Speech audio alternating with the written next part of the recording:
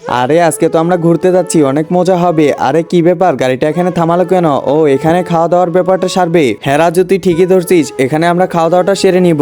এখানে রান্না বান্না করতে হবে, সব জিনিসপাতিগুলো এখানে বের করতে হবে। এই তো বের করে ফেললাম, তোমরা চারদিকে খেয়াল রাখিও, আমি এগুলো রান্না বান্না করতেছি, আমিও হেল্প করতেছি ভাবি। আচ্ছা ঠিক আছে, আমি ডিমগুলো ভালোভাবে রান্না করে নেই।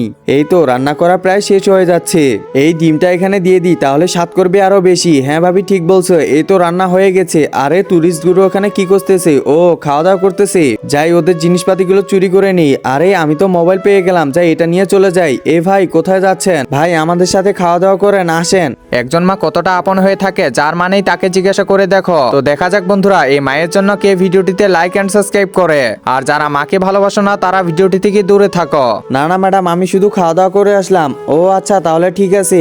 আমি কি এটা ঠিক করতেছি? ওরা আমাকে খাবার দিল আর আমি ওদের জিনিসপাতিগুলো চুরি করে আনলাম, যাই এগুলো ফেরত দিয়ে আসি। এই যে ভাই, এগুলো এখানে পড়েছিল। আচ্ছা ভাই ধন্যবাদ, আপনি তো অনেক ভালো মনের মানুষ।